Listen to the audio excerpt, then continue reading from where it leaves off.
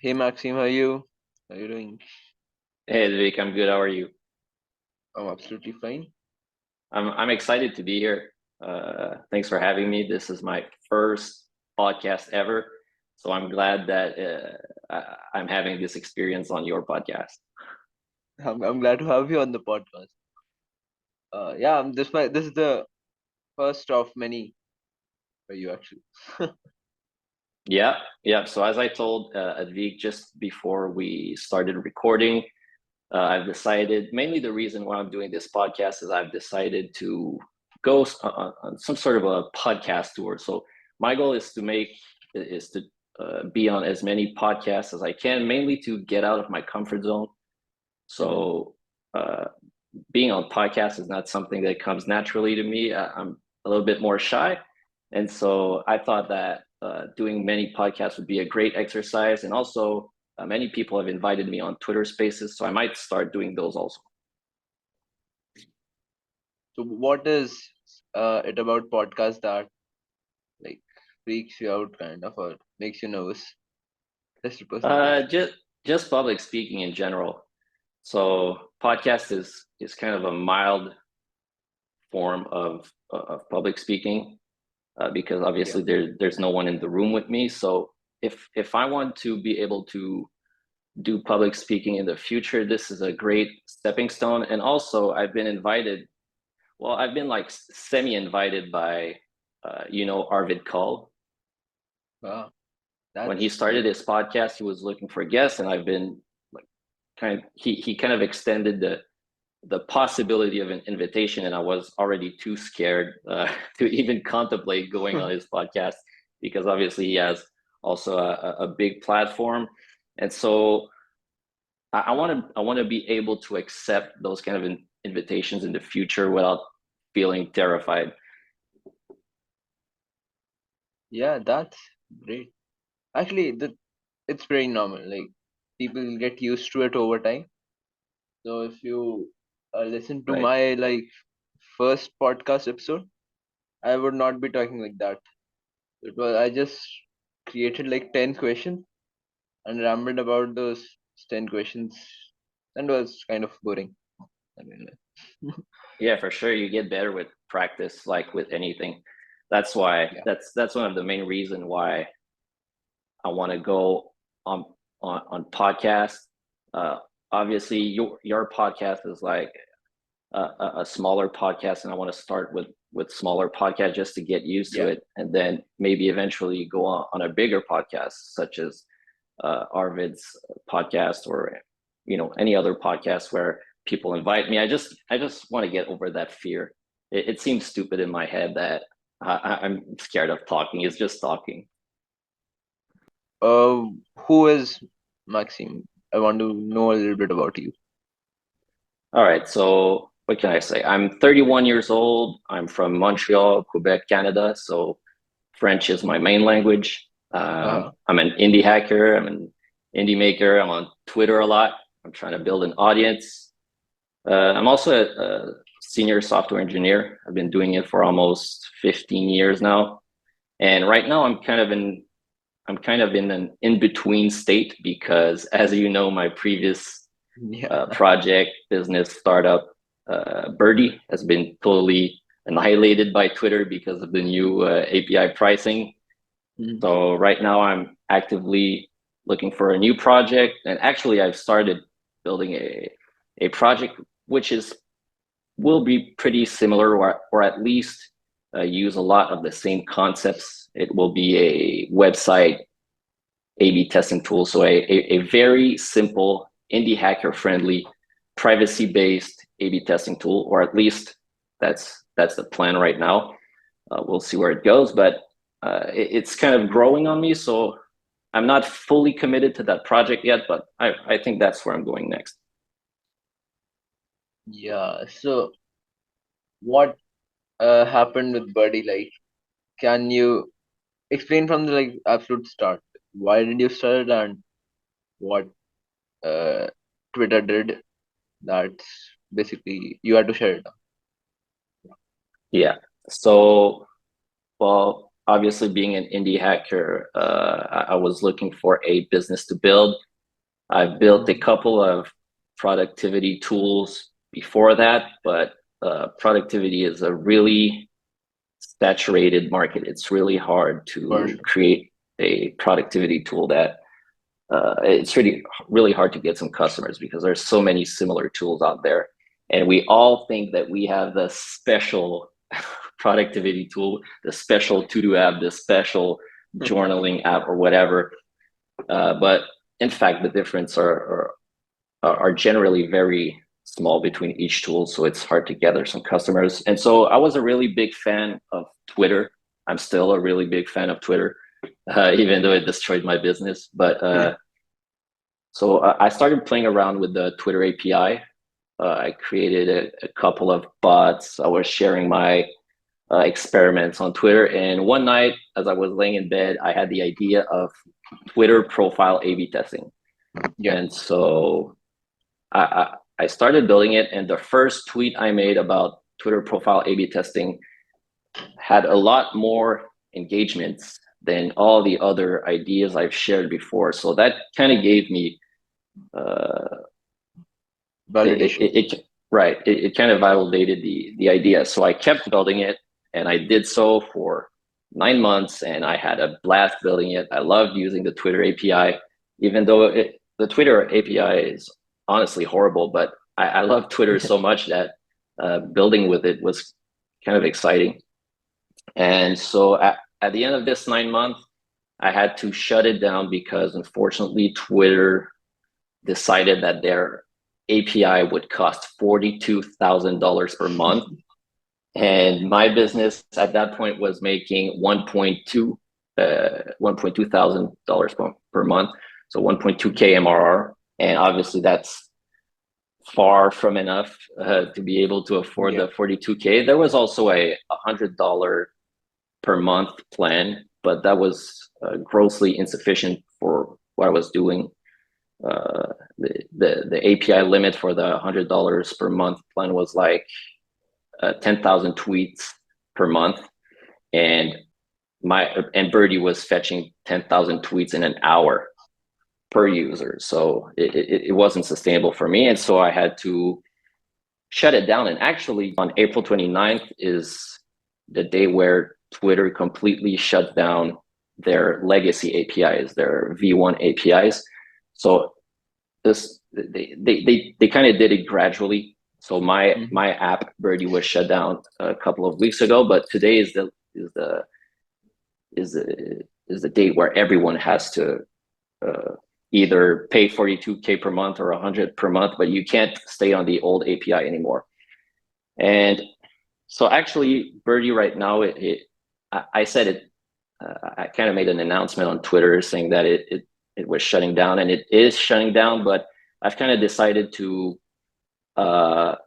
create a version, a very limited version with a limited set of features. And I'm not sure how useful it is because profile A/B testing is all about the conversion rate. So the number of followers divided by the number of visits you get on profiles, and you can have a semi-accurate metric for how well your profile performs. And right now I can't get the profile clicks. I can only inform the users how many followers they got per version. So anyway, I'm kind of created a slimmed down version of Birdie. So right now it's still up. I've reduced my price from $20 per month to $10 per month. I haven't even announced it on Twitter yet, but I was waiting for April 29th because the Twitter API, it's kind of ambiguous which services you can still use and which services are not available anymore. So I didn't want to make an announcement on April 20th, and then 10 days later, it stops working because they decided to remove the endpoint that I'm using. So let's say in 2-3 days, next Monday, right now we're Saturday, I'm going to announce on Twitter that Birdie is still alive, but with a very limited set of features. And I'm not sure how useful it is, but if people want to keep using it, then yeah, they can. For sure.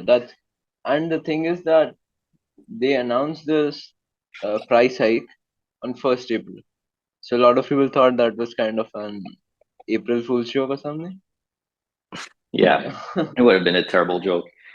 Yeah, and I initially I did not even believe that they could increase the price by this much. But Right. uh, I thought, yeah, I really thought I really thought that the $42,000 per month pricing was only going to be for big enterprise yeah, applications. same, I same.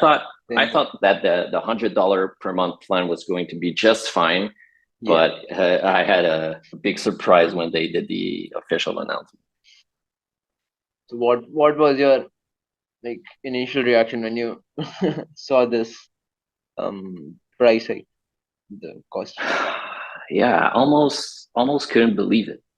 Like up until maybe 2 weeks, I still thought that they were gonna create another plan, maybe some medium plan, or increase the limits, because it just doesn't make sense that it goes from $0 to $42,000. But yeah, they don't seem like they're gonna change direction, and so at some point I had to accept it, that my business was crushed, and that this is what happens when you build on a platform. You're dependent on this Yeah, platform. And I'm not going to sit here and blame Twitter like this. I decided to build on top of another platform, and there were an unfortunate there were unfortunate turns of events. But yeah, complaining and being sad and all those negative feelings, they won't give me more MRR.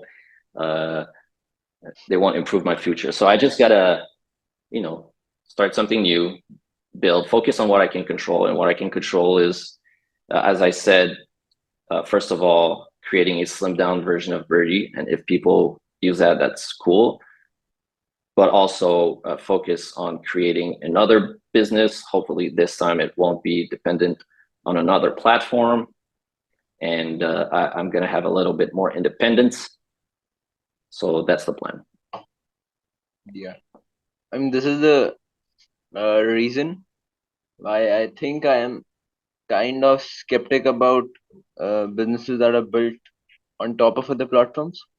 So like I am not exactly skeptic, but so personally something I would not like to build that is like built on top of Twitter, YouTube, or Facebook, etc. All these things. So I think that's the reason why. But yeah, Right. Well, I think of platform dependency as some sort of a pyramid, because platform dependency is almost yeah, yeah, yeah, unavoidable. See, even your web hosting platform, your domain registrar, you're yeah, dependent on those also. If they want to yeah, ban you, then your hosting is shut down. So you just have to pick and choose which platform you're comfortable being dependent on. And obviously there are bigger risks on some platforms than others, but at the end of the day, we're all dependent on some platform. Like I've seen of course, many yeah, businesses in the news being banned from AWS, and so there are so many businesses that are built on top of AWS. yeah. That is a good point. Yeah, it's kind of like that matrix thing that you can't escape it. Yeah, we're stuck in it. But yeah, talking about matrix, do you uh, think like there we can build something from the ground up and not be dependent upon any other thing? What I think that. Yeah, it's, well, not really, unless you want to create your own AWS, or like there are some monumental pieces of infrastructure that are really hard to replicate. It's certainly not impossible, but Yeah, It's going to take so much effort to build everything from the ground up. for sure. But at the end of the day, uh, everything that you built will be like, or has to be in accordance with the government too. So that Right. part is true. Majorly. Yeah, this birdie or Twitter incident, it might or has been the hardest part of your indie hacker journey. So what do you think? Uh, A, what do you think you learned from it? And B, how did you deal with a somewhat of a tough situation like this? What I've learned from it, well, I don't know that I've learned anything from anything new from Birdie shutting down because I knew what I was getting into when I started building on top of a platform. Maybe the visceral reaction of actually losing the business will make me want to avoid platform dependency a little bit more in the future. But really, what I've learned while building Birdie is that an audience is so valuable. Having a large group of people that follows your build and public updates and that are excited and invested in what you're building is a game changer.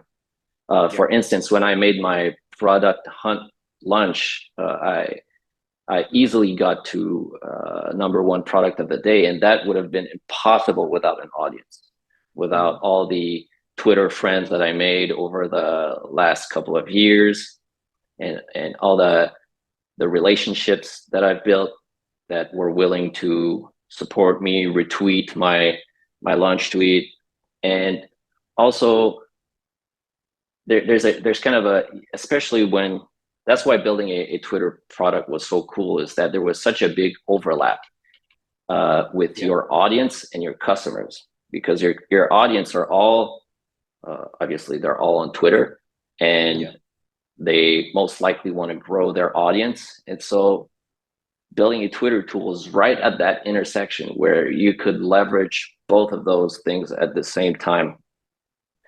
Uh, but obviously, for any, like, I know there's a lot of pushback on this notion that an audience is good for business. Obviously, if you're building a B2B business, it's not really useful. But I'm of the opinion that it's very useful for anyone building a B2C product, or even a B2B product that is directed to other indie makers and indie hackers. yeah, So for instance, the next project that I'm going to build, which is going to be a really indie hacker friendly, a really simple A/B testing tool, I'll be able to leverage all of my audience, all of my indie hacker friends that are yeah, building businesses are going to be potential customers for this business. So that's really what I learned about indie hacking while building Birdie, and I kind of knew it before, because that's actually why I started building an audience, is because I thought it would be such an advantage to have this channel to promote and talk about the business. So I kind of knew it before, but really living it and experiencing it, and obviously I have a small audience right now. Like I have a couple thousand followers. It's not that big of a deal, but I can already see the seed of potential that it could be if I had, let's say, 40,000 followers, or an audience like, like Dagobert Renouf. yeah. That's Absolutely. true. Yeah. So how did Yeah. you deal with this?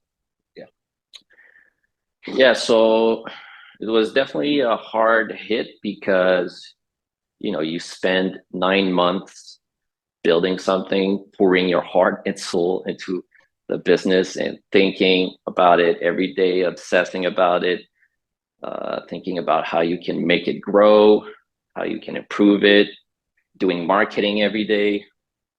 And then suddenly it just gets taken away from you, and you have to start from zero, or not from zero, because as I said, I over the last 9 months, I've built an audience, I've gained a lot of knowledge, There are some Yeah. things that in my next business I will be able to do better than I did with Birdie.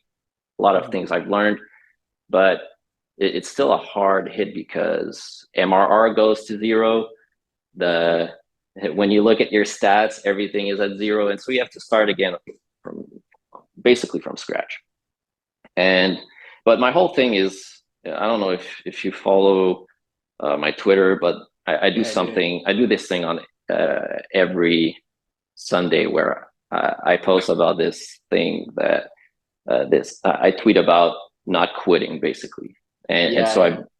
I really believe strongly in that message, which is why it's the only thing that I post on a kind of a recurrent basis, and I'm all about not quitting. And so if I was quitting right now, that would be that would be kind of lame. So Yeah. the only thing I can do really is focus on what I can control. What I can control is to build a new business. That's what I'm doing, and I'm going to take it one day at a time, one step at a time. And right now, it's in Montreal. It's getting beautiful. It's the summer.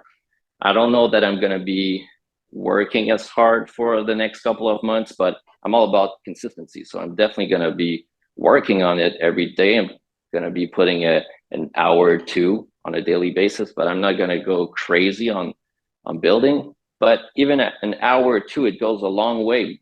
At the end of the summer, I might have a fully functioning business, maybe not with a large MRR, but I'll be ready. I'll have a solid base on which I can, build a new sustainable business, and hopefully it will be even better than Birdie. Yeah. And what are you going to do different this time? For one, I might start doing SEO earlier Mm-hmm. because I started doing SEO for Birdie basically a week or two before the whole Twitter API drama happened. Yeah. Um, what else am I gonna do differently? So the thing I was really annoyed with Birdie is that profile A/B testing is all about statistical accuracy, Mm-hmm. and the Twitter API wasn't really built to have the most accurate statistics. And I don't know that if I knew that when I started to build, I would have gone all the way onto building Birdie on top of the Twitter API. I had to do some really convoluted logic to be able to have a decent A/B testing experience. For one, it wasn't even A/B testing; it was something called what was it called?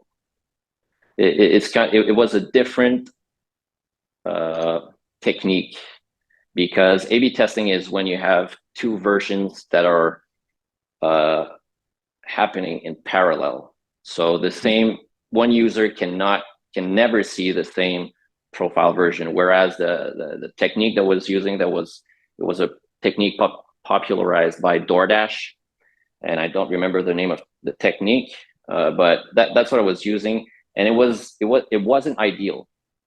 And Yeah. so right now, what I'm doing with website, or what I'm going to be building with website A/B testing, I'll be able to truly do proper A/B testing, and that's a thing that I'm looking forward to.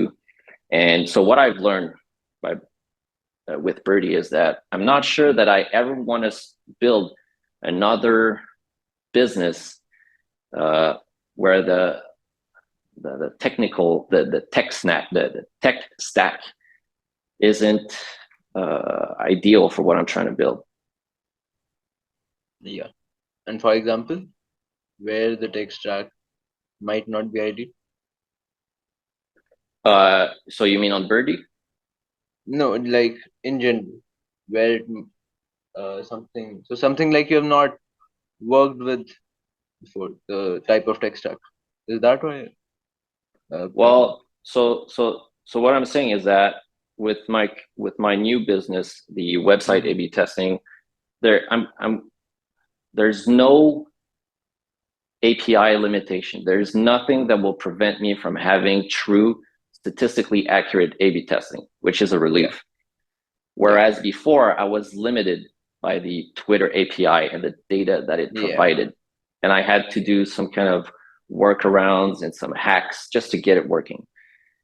So my point is that I never want to build a business where having to create hackarounds Yeah. is necessary. Got it. Got it. No, let's talk about audience building. What and how do you look at audience building? Because I believe that everyone has a different perspective when they're looking at either their own audience or the type of audience that they want to build in the future. What I thought on that? Yeah. So the way, as I said, if you're building if you're building a consumer business, a B2C business, having an audience is really an advantage, in my opinion. Some people might disagree. Yeah. And especially if you're an indie hacker and you're building for other indie hackers, that's kind of a mix of a B2C and a B2B, because indie hackers are most of the time solopreneur, but Yeah. they're also a business. So they're kind of both. And Mm.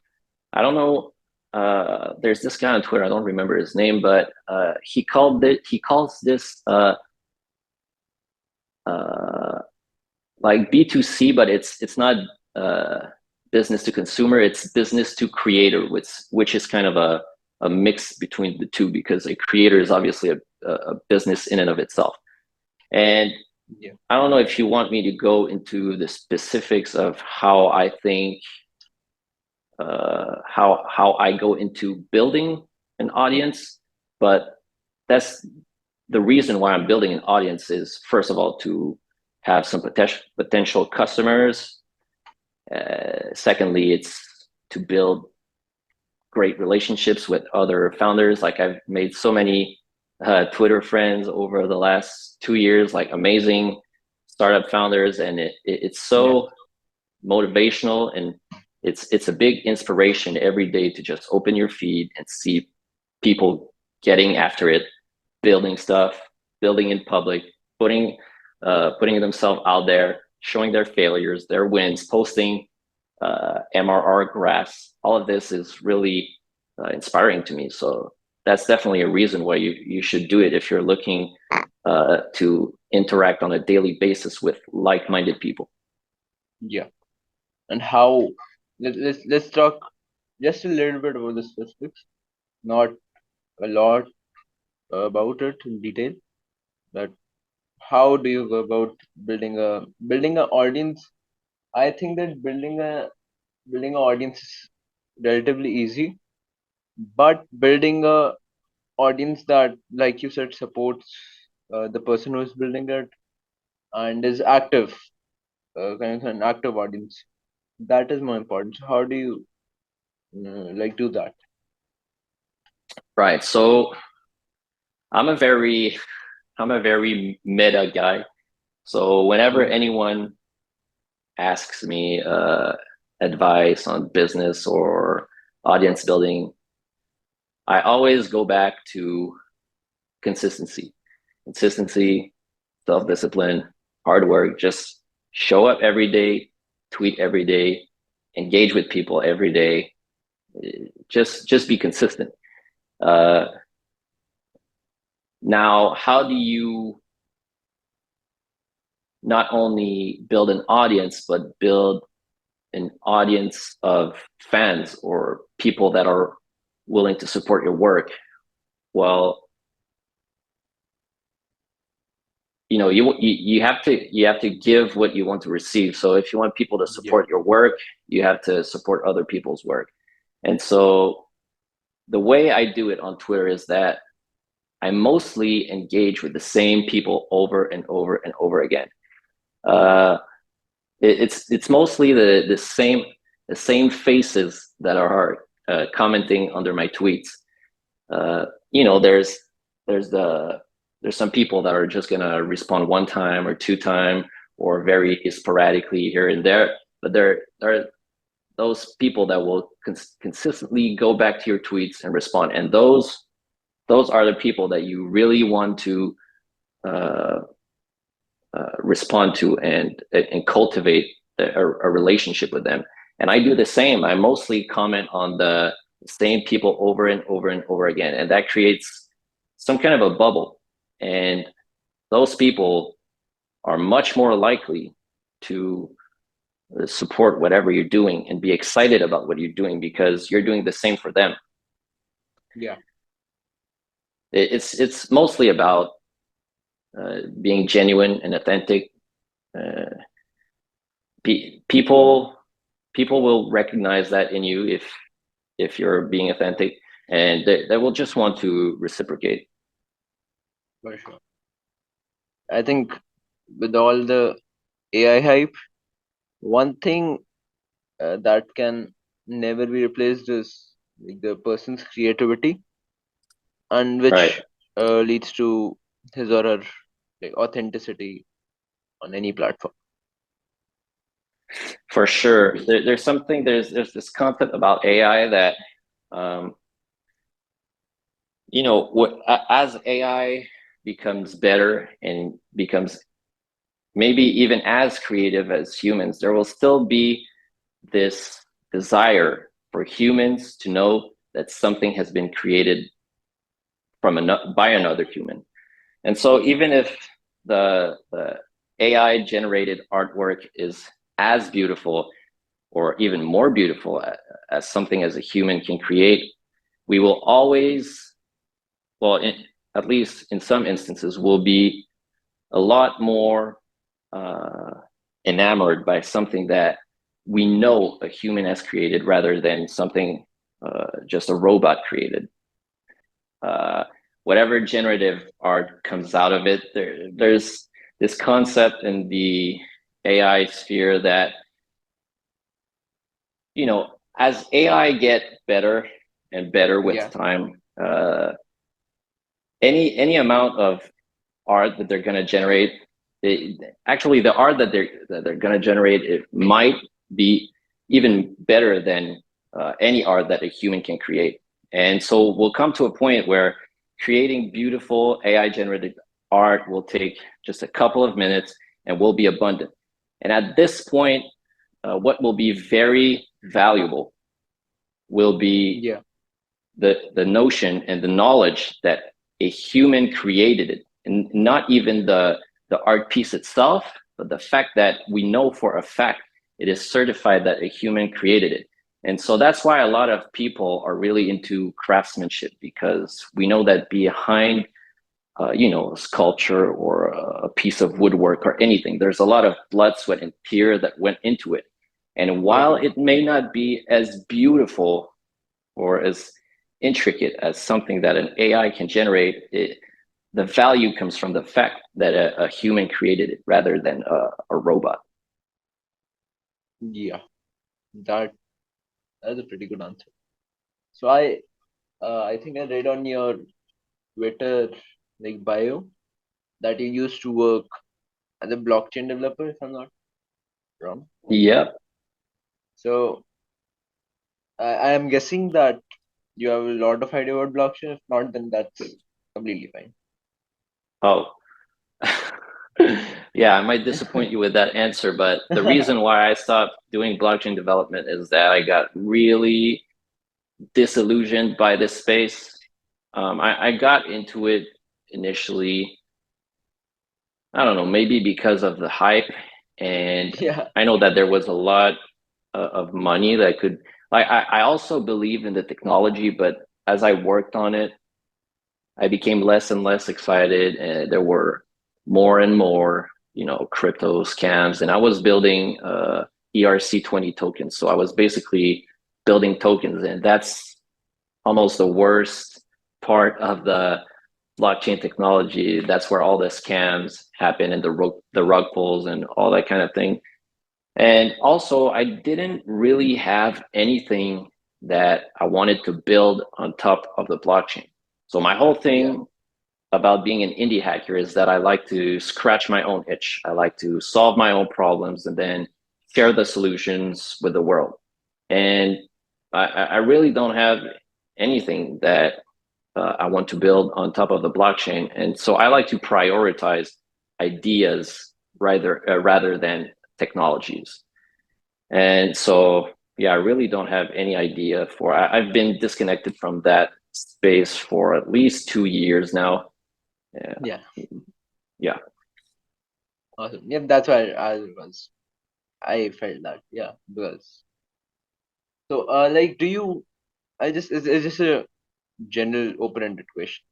Do you think uh blockchain will be helpful or is helpful in building other social media platforms? Because blockchain, like many people think this, but blockchain is not crypto. Cryptocurrency is built on top of blockchain, and blockchain is the technology, if I'm not wrong. So yeah, Right. So crypto is a subset of blockchain, just like NFTs are a yeah, subset of the blockchain. And the blockchain is definitely a useful technology, even a revolutionary technology. But I mhm, don't, maybe for the censorship part, it can be really useful for yeah, social media. I'm definitely not an expert on blockchain or censorship, but I've used Dezo. I don't know if you've heard about Dezo. I think yeah, I have, So Dezo is basically a protocol for social media that is built on top of the blockchain, and there are many clients that can interact with this protocol, and there are many clients that interact with this protocol, mhm, but it hasn't garnered any steam. I've used it's quite good, but I just honestly I don't see there was this platform called BitClout. Kind of cool. You can yeah, invest in people. So for instance, you could buy Elon Musk tokens, yeah, but I'm not sure. Maybe that's the future. Maybe not. I'm honestly very bullish on Twitter, even with all the drama and the chaos that is happening around it. And even if Elon basically killed my business, I'm still yeah, I'm still bullish on Twitter. I mean, the man bought a basically bankrupt business, and so he's doing it his best. He's trying stuff. Maybe the stuff he's trying isn't the right thing, but at least he's making experiments, and he might actually turn the business around. And so I really like Twitter. I don't think Dezo is going to replace it. Now, is it better in the sense that you can't get censored? I mhm. don't know. It's a hard question. What is the one advice or the most major advice that you would like to give to any indie hacker or person who is just like starting out on the journey? Any one tip, any one major tip? Well, my advice is always the same, Advik. So what I would say to any indie hackers that is just starting on the journey, or that is pretty far in it, is to not quit. And many people take that the wrong way when I say this. For instance, they say that it's good to quit and get a new perspective and start again. But honestly, if you're starting again, then you're not quitting. My point is just that you should never be desperate to a point where you give up on your dreams and your goals. And obviously, you should iterate, you should pivot, you should experiment, you should try new things, but you should never quit. And the way I personally do it is that I show up every single day. I put in the work every Yeah. single day, whether I want to do it or not, and that builds momentum. And momentum is really what you want. It's really the gold nugget here, and that's what obviously this statement "do not quit" that I post every Yeah. Sunday needs a little bit of nuance around it, but I can't I'm not gonna post a huge dissertation every Sunday about it. So my advice is really show up every single day. Do it a non-negotiable. So every day I show up for a minimum of 1.5 hours. That's just me. And do not quit does not mean that uh, you need to work like crazy and sacrifice everything and burn out. You just Yeah. need to find a sustainable amount of time that you will be consistent with. For me, that's 1.5 hours per day. I know that whatever happens, I can work 1.5 hours every single day. For others,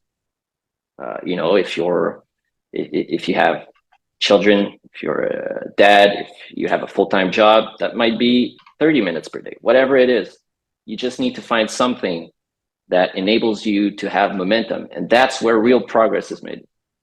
So Got that's you. my advice. Yeah. That's actually, I remember I replied to one of your like "do not quit" tweets. I said trademark this DNQ. Yeah. Yeah, I mean, yeah, DNQ. I might yeah. trademark this. Yeah. Great idea. I mean, you can actually set up a small web page kind of thing. Right. Paste That would be a good idea. this clip here. Right. Yeah. It's awesome. I guess that's from my side. Anything you'd like to say? No, I just want to thank you again for having me on your podcast and for all your listeners. You can follow me on Twitter. It's kind of a long handle, and Yeah, I'll it's link kind it. of I'll link it in the link. yeah. So it's going to be in the show notes, and I tweet every single day. I build every single day. So my kind of system or protocol is that uh, I build for 1.5 hours, and right when I'm done, tweet about it. I tweet about what I'm building, new features, new ideas I have.